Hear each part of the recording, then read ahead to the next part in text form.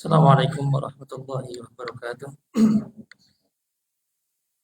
Bapak Ibu jamaah sholat maghrib dan insya Allah sholat isya Masjid Al-Ikhlas yang dirahmati Allah Subhanahu Wa Taala. Insya Allah kita pada maghrib kali ini akan dibersamai oleh Ustadz Budi Muhammad Rosyadi di dalam mengkaji syarah hadis Arba'in Nawawiyah yang nomor 26. Insyaallah nanti mari bersama-sama kita awali pengajian pada petang hari ini dengan membaca tasmiyah bersama-sama. Bismillahirrahmanirrahim. Dan untuk penutup nanti mohon Ustaz Dudi bisa menutup di saat adzan isya nanti. Waktu dan tempat kami persilahkan kepada beliau yang kami hormati Ustaz Dudi Muhammad Rosyadi.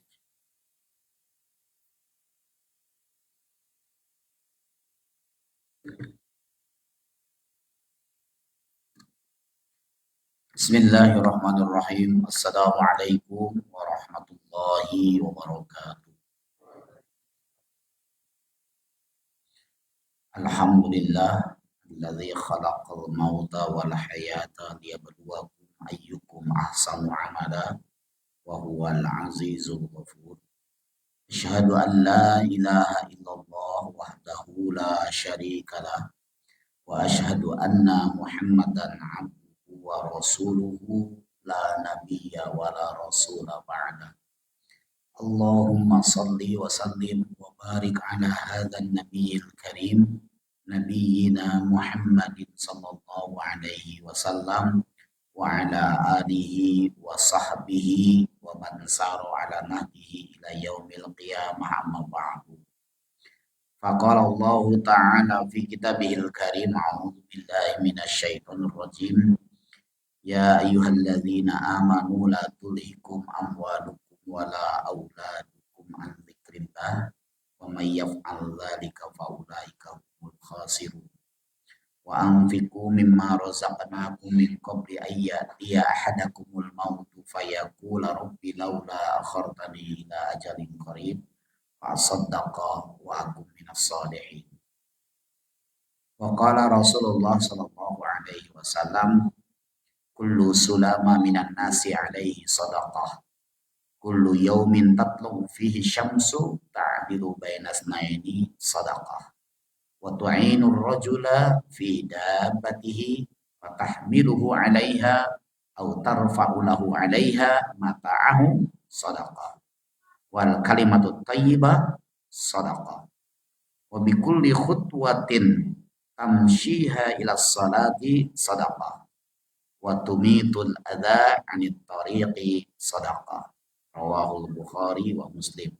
Sadaqallahul azim wa sadaqa Rasulullahul karim wa nahnu ala dzalika minasyahidin wa dzakirin. Bapak Ibu hadirin sidang jamaah maghrib yang dirahmati Allah Subhanahu wa taala. Pada malam hari ini kita akan belajar bersama hadis Arba'in nomor yang ke-26. Hadis ini berasal dari Abu Hurairah an Abi Hurairah radhiyallahu anhu qala. Dari Abu Hurairah semoga Allah meridhoi kepadanya seraya berkata qala Rasulullah sallallahu alaihi wasallam. Rasulullah sallallahu alaihi wasallam bersabda, kullu sulama minan nas, semua anggota tubuh dari manusia itu alaihi sadaqah, memiliki peluang sedekah. Kullu yaumin tatlu fihi syamsu, setiap hari pada saat matahari terbit, ta'dilu bainas nain, lantas kamu berlaku adil kepada dua orang, sedekah, itu pun sedekah.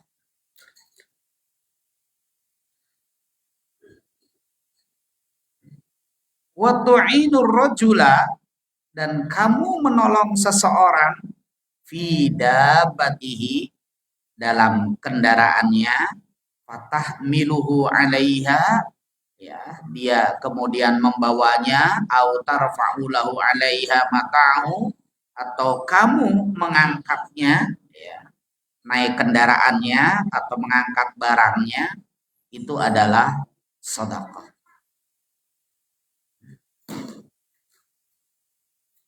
Wal kalimatu thayyibah, kalimah thayyibah itu juga sedekah. Wa bi kulli khutwatin tamshiha ila sholati sedekah. Setiap langkah tamshiha yang dia ayunkan ila sholati, untuk melakukan salat, sedekah. Wa tumitul adza 'anit thariq sedekah.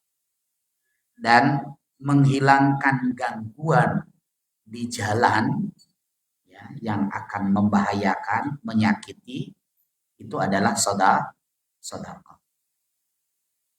Bapak Ibu hadirin sidang jamaah maghrib yang dirahmati Allah, hadis ini pertama memberikan pelajaran kepada kita tentang pentingnya bersyukur.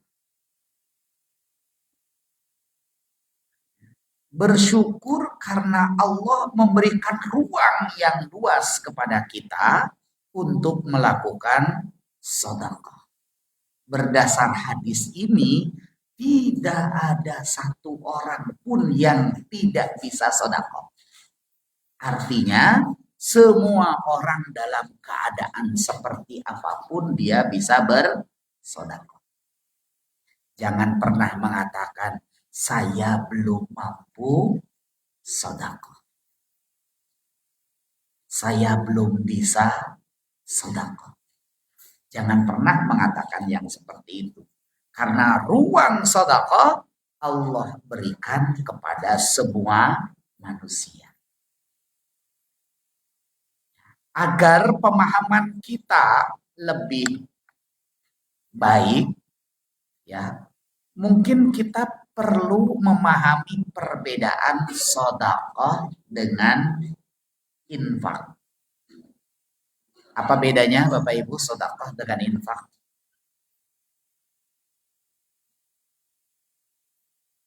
Bedanya sedekah dengan infak. Kalau sedekah, ya, wujudnya tidak selalu materi. Jasa itu sedekah. Bahkan kalimatut thayyibah, ya, kata-kata yang baik itu sedekah. Kita berzikir terus la ilaha illallah, itu sedekah. Senyum kepada saudara kita itu sedekah. Maka sedekah itu tidak memandang apakah kita memberikannya kepada orang miskin ataupun kepada orang kaya, itu namanya sedekah. Yang kita lakukan juga adalah sedekah. Sedangkan infak wujudnya materi. Ya, wujudnya materi. Maka kalau Bapak Ibu berada di masjid, ada kotak tulisannya, jangan hanya disenyumin. Ada kotak infak kok senyum. Kotak infak mah harusnya diisi karena materi. Ya. Kalau masjid sedang bangun, saya ngasih semen, itu infak. Ngasih pasir, infak. Itu yang pertama. Yang kedua, ada juga pendapat yang mengatakan bahwa infak itu bersifat struktural. Strukturalnya begini Bapak Ibu. Masjid ini kenapa kok membuat tulisan kotak infak bukan kotak sedekah? Karena tanggung jawab pemeliharaan masjid ini ada pada jamaah, pada kaum muslimin. Nah, itu struktural namanya. Suami kepada istri namanya apa? Namanya infak. Maka kita sering mengenal istilah nafkah. Itu kan diambil dari kata-kata nafako. Satu akar kata dengan kata-kata infak. Suami kepada istri itu infak. Tapi kalau istri kepada suami namanya apa? Hah? Sedekah. Istri kepada suami itu sedekah. Jadi kalau istri bekerja, membantu kehidupan keluarga, itu adalah sedekahnya istri kepada suami. Luar biasa ya. Pahalanya banyak banget. Ya kan? Tapi suami kepada istri, sedekah. Orang tua kepada anak, suami kepada istri infak. Ya, orang tua kepada anak itu infak. Tapi anak kepada orang tua itu sedekah. Jadi ada dua makna dari infak. Satu bersifat materi, yang kedua bersifat struktural. Ya sama dengan atasan kepada bawahan itu infak begitu. Bawahan kepada atasan itu sedekah. Jadi kalau saya seorang atasan membantu bawahan itu infak saya kepada bawahan pekerjaannya. Tapi kalau bawahan ya melakukan pekerjaan tambahan dalam rangka membantu atasan itu adalah sedekah. Ya. Maka tidak selalu diukur dengan uang. Kalau uang makan hal yang lain, ya, yang bersifat administratif. Tapi secara agama, ya apa yang dilakukan itu punya makna sendiri-sendiri, gitu ya. Bawahan ke atasan itu sedekah. Kalau sekarang mah bawahan sama atasan belum tentu mau bantu kalau tidak ada fulus. Karena bahasanya kalau nggak ada fulus ya mampus gitu ya. Jadi yang pertama, hadis ini memberikan pelajaran kepada kita pentingnya bersyukur karena kita diberikan ruang yang luas oleh Allah Subhanahu wa taala untuk bersedekah. Ya, dalam hadis ini kan dinyatakan kullu sulama minan nasi alaihi sedekah. Seluruh yang dilakukan oleh anggota tubuh kita itu adalah sedekah. Ya Allah ya. Apapun. Maka semua yang kita lakukan oleh anggota tubuh kita seiring dengan desah nafas dan detak jantung kita harus kita maknai semata-mata sebagai wujud rasa syukur kita kepada Allah. Maka bangun tidur kita membaca doa Alhamdulillahilladzi ahyana ba'dama amatana wa ilaihin nusyur. Setelah makan kita berdoa. Berdoanya apa? Alhamdulillahilladzi at'amana wa saqana wa ja'alana minal muslimin. Keluar dari kamar mandi kita berdoa Alhamdulillahilladzi azhaba annil adza wa afani. Setiap hampir rata-rata setiap perbuatan usai melakukan perbuatan doanya selalu berbunyi alhamdulillah agar kita memaknai perbuatan yang kita lakukan itu tidak bisa dipisahkan dari peran Allah Subhanahu wa ta'ala. Bapak Ibu minum membaca doa Bismillahirrahmanirrahim. Merasakan panas, manis, nikmat, mengucapkan Alhamdulillah. Kan begitu.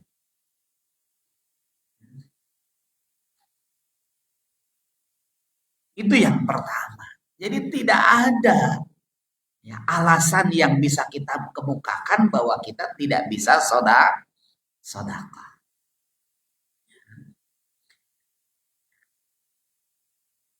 Kullu yaumin tatlu fihi syamsu ta'dilu bainasnaini sedekah. Setiap hari kalau kita berbuat adil kepada siapapun, maka keadilan kita untuk siapapun itu merupakan sedekah.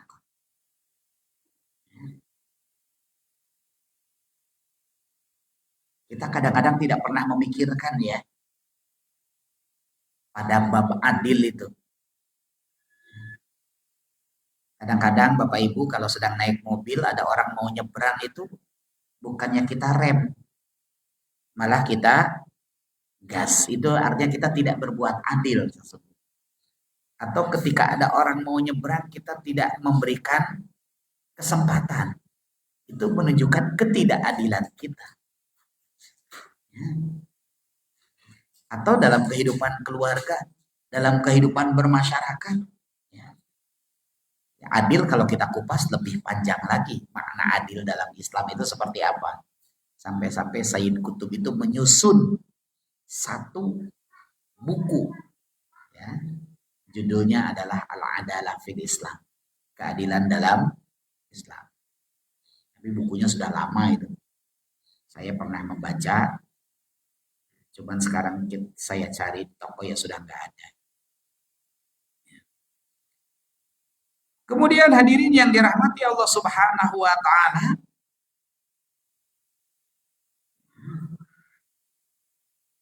Allah katakan melalui Rasulullah Shallallahu alaihi wasallam membantu seseorang apakah menaikkannya ke dalam kendaraan atau menaikkan barangnya ke dalam kendaraan itu adalah sedekah.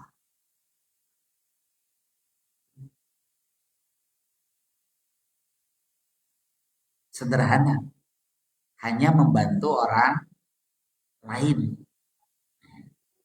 Membantu orang lain. Maka sesungguhnya Islam mengajarkan kepada kita untuk memiliki kepedulian. Bahasa kita sekarang tidak cuek gitu ya. Kok tidak cuek? Ya betul tidak cuek ya. Atau jangan cuek lah begitu. Cuek itu apa cuek itu? Ya cuek, tahu ya cuek ya. Bahasa lain dari cuek apa? Yang tidak peduli apa ya? Ya. Ketika kita melihat seseorang yang kesulitan naik kendaraan atau menaikkan barang ke kendaraan, kalau kita punya sikap peduli, maka kita akan segera menolongnya. Dan kita memaknai itu adalah sedekah kita. Tapi kalau kita tidak punya kepedulian, mungkin kita tidak akan pernah nyamperin. Itu urusan-urusan dia kadang-kadang.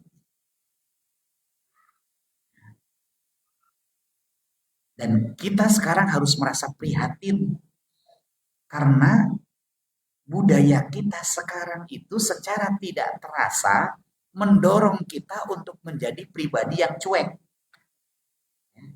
Tidak punya peduli. Buktinya apa? Kita jejer aja duduknya masing-masing melakukan aktivitas sendiri-sendiri. Yang gerak cuma jarinya doang. Itu kan tidak terasa bahwa kita ini dididik, dibentuk menjadi orang yang cuek, tidak peduli. Tidak seperti dulu yang ketika datang tegur sapa, ngobrol, ngalor ngidul. Sekarang coba suami istri, di atas kasur mau tidur saja. Kalau dulu ngomong tentang keluarga, ngobrol tentang keluarga. Kalau sekarang asik membelakangi semuanya, asik chattingan. Kecuali suami istri yang punya kesepakatan, pokoknya kalau sudah di atas kasur tidak ada handphone, misalkan gitu ya. Tapi ya jarang juga begitu, soalnya tangannya gatel. Coba anak-anak dunianya sekarang. Ya, jangankan sudah gede, masih bayi aja asik dengan handphone kan gitu ya. Soalnya apa? Kalau rewel oleh ibunya dikasih handphone supaya diem kan begitu. Karena ibunya merasa terganggu, ibunya melakukan aktivitas sendiri. Kita tidak pernah berpikir yang jauh bahwa sesungguhnya ada dampak negatif yang besar dari apa yang kita lakukan. Bukan sekedar handphonenya, tetapi perilaku anak di masa yang akan datang itu menjadi taruhannya. Menjadi orang yang sudah tidak peduli lagi. Coba kalau Bapak Ibu jamaah ke masjid-masjid, rata-rata yang jamaah di masjid atau yang pengajian ini adalah orang-orang yang sudah tua.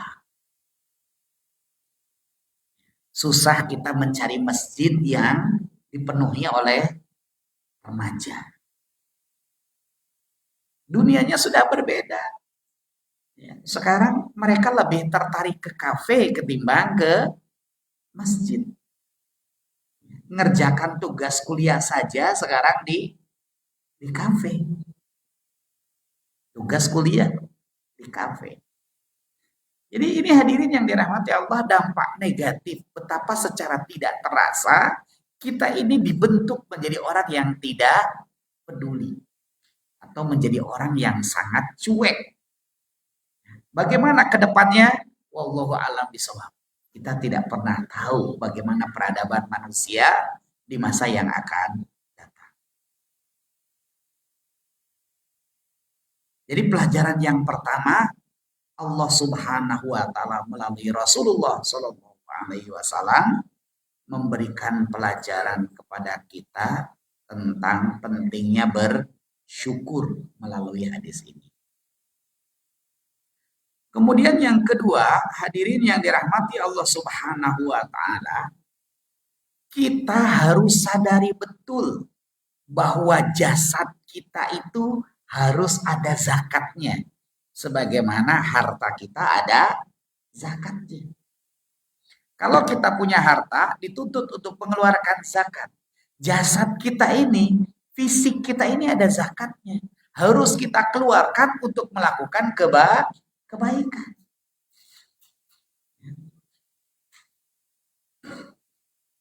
Dan sesungguhnya ya, kebaikan anggota tubuh kita itu adalah ekspresi dari keimanan kita.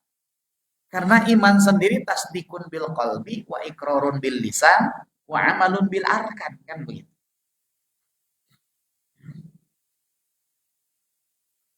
Membenarkan dengan hati, mengucapkan dengan lisan, mengamalkan dengan perbuatan. Jadi kalau perbuatannya sesuai dengan keyakinannya, insya Allah baik.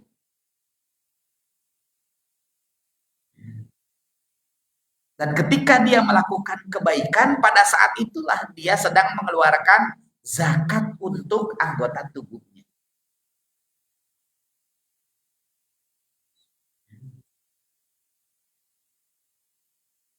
Bahkan tidak hanya itu, tubuh kita itu kan terdiri dari 3. 1, akal. 2, hati. 3, jasad. Ketiga pembentuk tubuh kita itu masing-masing membutuhkan nutrisi. Kalau akal, nutrisinya itu dengan ilmu. Kalau hati, nutrisinya itu dengan ibadah. Kalau fisik, jasad, nutrisinya dengan olahraga dan makan. Nah, kita ini harus berlaku adil. Berlaku adil kepada seluruh pembentuk tubuh kita. Agar pembentuk tubuh kita pun bisa mengeluarkan zakatnya setelah mendapatkan keadilan dari kita. Kan gitu.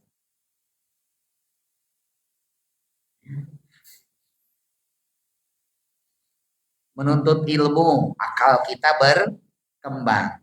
Dengan berkembangnya akal kita, pengetahuan kita, kita bisa memberikan pengetahuan itu kepada orang lain. Itulah zakatnya akal.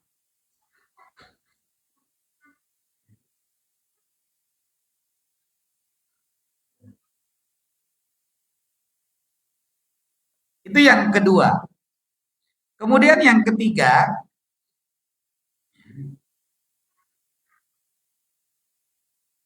pelajaran dari hadis ini,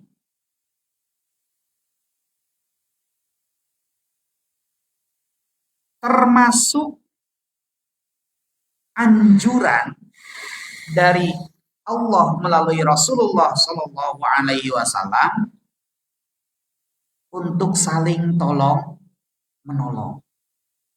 Tadi ya tergambar dari kita membantu orang menaiki kendaraan atau menaikkan barangnya ke kendaraan, itu ekspresi tolong menolong.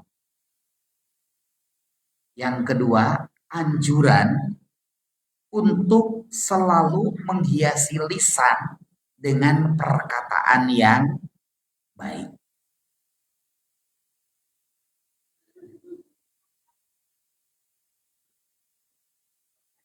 Jangan pernah keluar dari lisan kita perkataan yang kotor.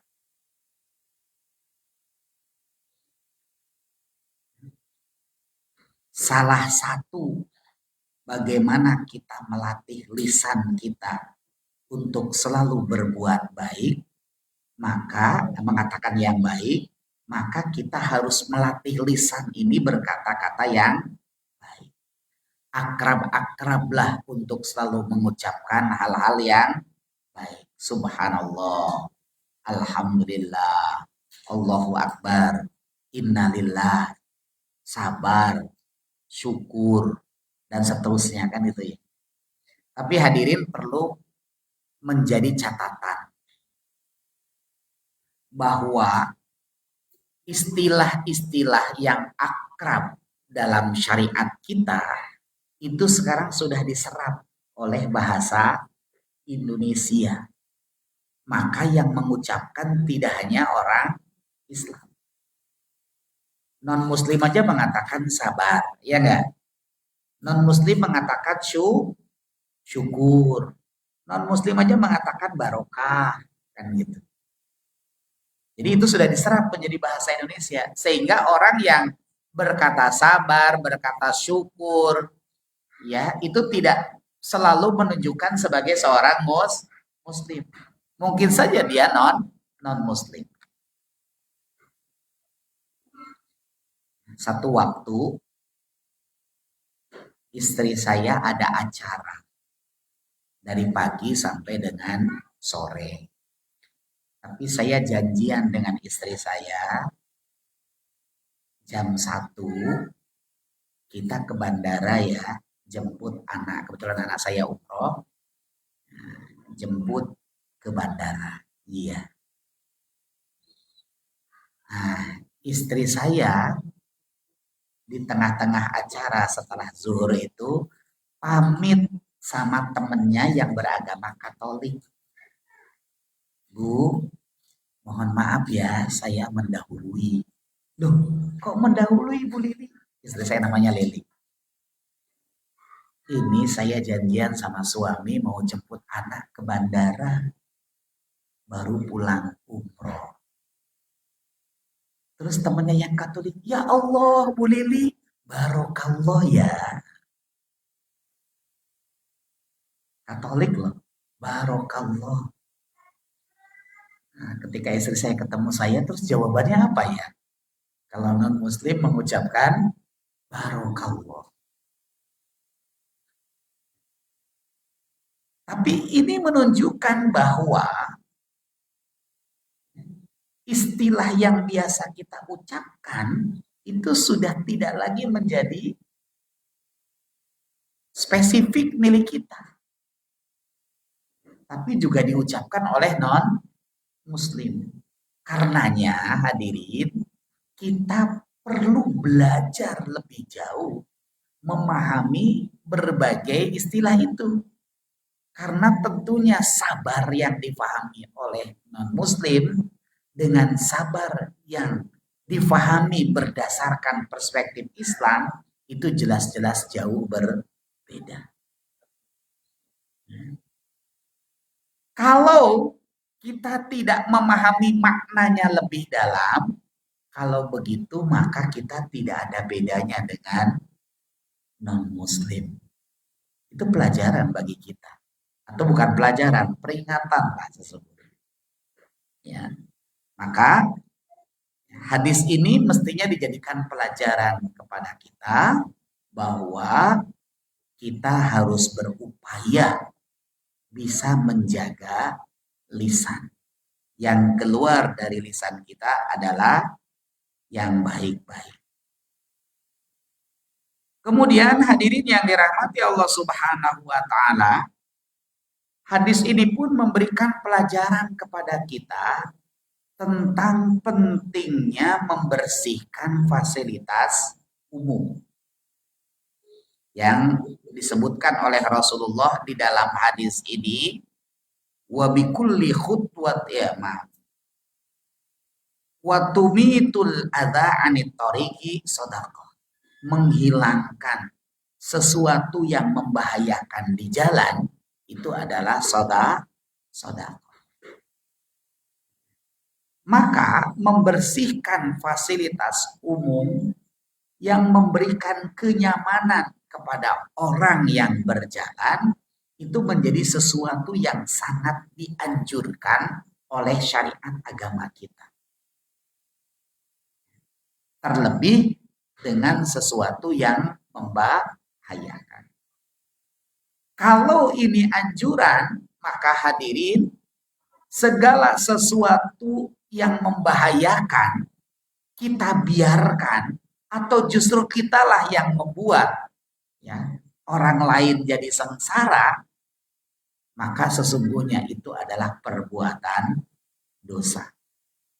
Ya, ketika kita menabur paku di tengah jalan, ya, itu kan ada kejadian tuh, ya, ternyata bengkelnya yang menyebar paku supaya banyak orang yang menggunakan jasanya karena bannya bocor.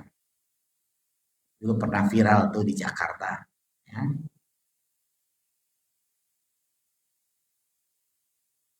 Bisa jadi orang yang seperti itu dia tidak paham bahwa itu sesuatu yang dilarang keras dalam agama. Dakwah kita ini hadirin memang masih harus terus kita kembangkan, kita sebarkan. Saya beberapa waktu lalu ketemu begini. Ada seorang bapak-bapak muslim, tapi dia hidup di lingkungan yang banyak peternakan babi. Ketika saya tanya, Bapak beternak babi? Oh pernah mas, saya beternak babi. Saya tanya, kenapa Bapak beternak babi? Yang pertama, karena beternak babi itu lebih menguntungkan dari beternak sapi. Yang kedua, babi itu lebih mudah beranak pinak ketimbang sapi. Terus saya bilang, Bapak nggak ngerti itu perbuatan haram. Oh tidak mas, itu tidak haram. Ya. Babi itu haramnya kalau dimakan. Saya enggak pernah makan babi. Saya cuma beternak kemudian menjual babi. Saya langsung geleng-geleng. Ya. Inilah yang saya katakan betapa dakwah kita ini harus terus kita lanjutkan, kita perluas gitu. Ya, tidak boleh berhenti. Ya, kajian-kajian seperti ini tuh harus terus kita masifkan di berbagai tempat. Ya sama dengan orang yang menjual minuman keras, dia berdalih bahwa saya tidak pernah minum, saya hanya menjual saja.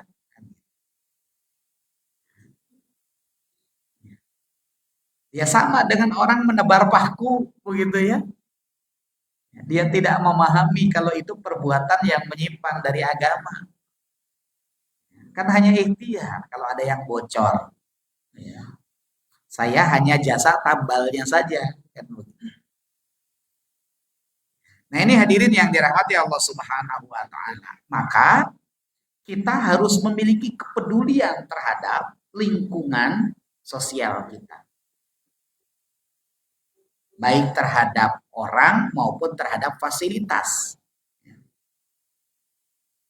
Kemudian yang berikutnya, pelajaran yang kita ambil dari hadis ini, anjuran syariat Islam untuk berlaku adil. Adil itu, Bapak Ibu, menempatkan sesuatu pada tempatnya. Itu adalah adil. Jadi adil itu bukan sama rata, tapi menempatkan sesuatu pada tempatnya.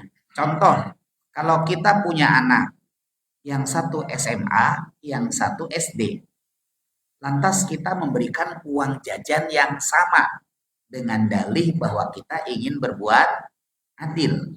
Yang SMA kita beri 5.000, yang SD kita beri 5.000. Apakah ini yang dimaksud dengan adil? Tentunya bukan. Karena kepentingan anak SMA jauh lebih banyak ketimbang kepentingan anak yang SD. Jadi kalau kita memberikan anak SMA 10.000 dan anak SD 5.000, itu bukan berarti kita tidak adil.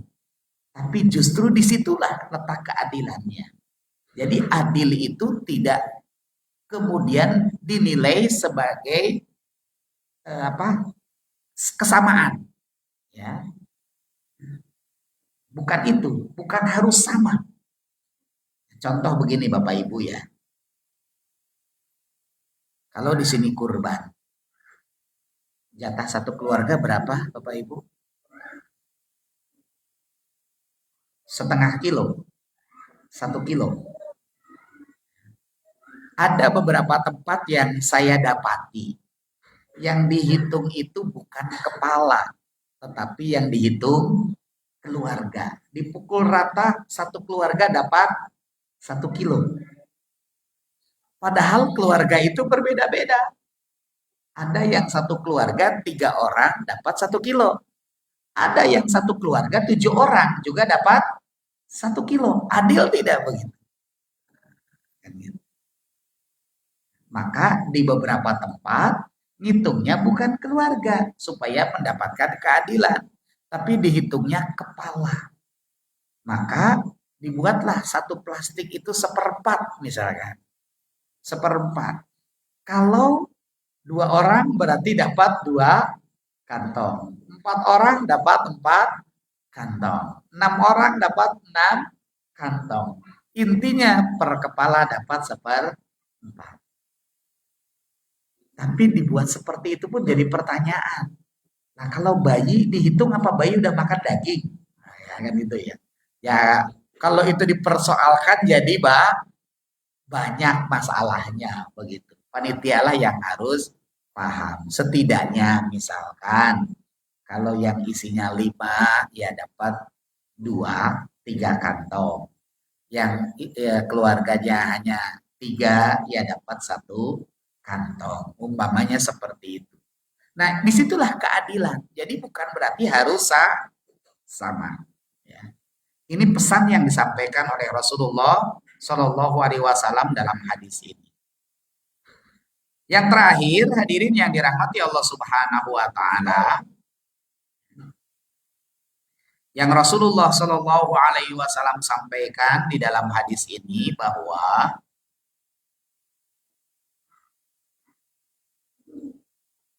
mudahkanlah kita mengayunkan langkah kaki kita ke tempat-tempat ibadah. Kita ini harus merasakan meringankan langkah ketika ke tempat ibadah, tapi harus merasakan berat melangkahkan kaki ke tempat maksiat. Kenapa? Karena setiap hitungan langkah kita ibadah itu dinilai oleh Allah Subhanahu wa taala sebagai sedekah. Ibadah apapun, tidak melulu sholat, datang pengajian ke masjid, ya itu adalah ibadah yang oleh Allah setiap langkahnya akan dihitung. Ya. Pahala dan kita sudah melakukan sedekah. Kita juga sudah mengeluarkan zakat dari fisik kita, dari anggota tubuh kita. Ini yang harus terus kita bangun.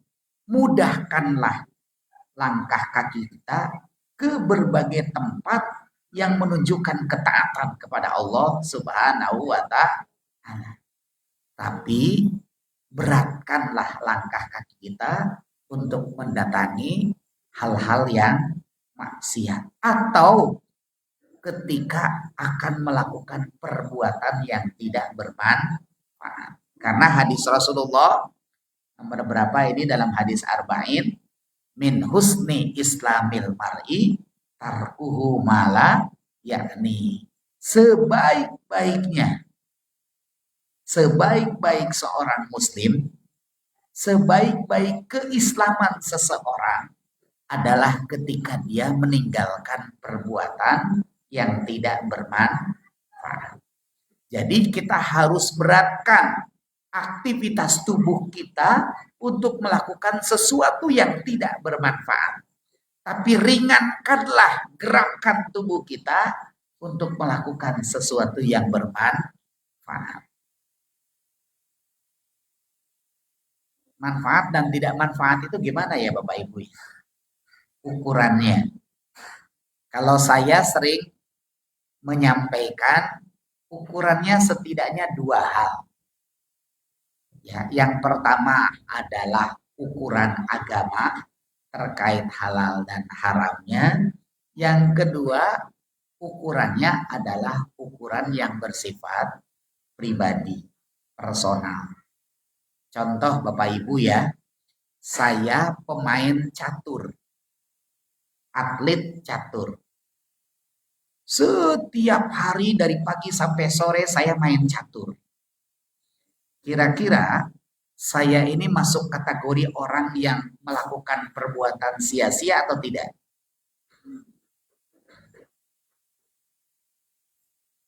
Main catur menurut agama haram apa halal?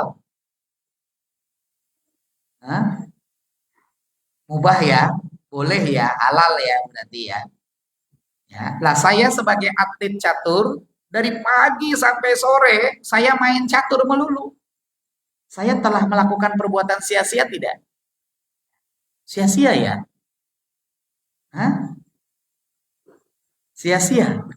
Padahal saya atlet catur. Ya, ma'isyah saya, penghasilan saya diperoleh dari main catur. Kalau begitu saya tidak sia-sia karena saya pekerjaannya main catur. Ya, atlet catur. Ini yang saya maksudkan ukurannya ukuran personal.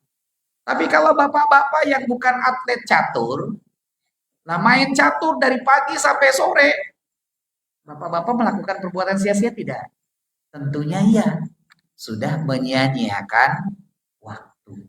Nah inilah Bapak Ibu hadirin yang dirahmati Allah Subhanahu wa taala, maka beratkan ya kita, ya seluruh organ tubuh kita melakukan sesuatu yang sia-sia, tapi ringankan ketika akan melakukan hal-hal yang bermanfaat. Wallahu a'lam bishawab. Itu penjelasan dari hadis yang ke-26 dari Arba'in An-Nawawi. Mudah-mudahan bisa kita tangkap semuanya. Mau ada forum pertanyaan, tetapi jamnya sudah isya ya. Baik Bapak Ibu, kita akhiri dengan doa penutup majelis. Subhanakallahumma wa bihamdika asyhadu an la ilaha illa anta astaghfiruka wa atubu ilaik. Assalamualaikum warahmatullahi wabarakatuh.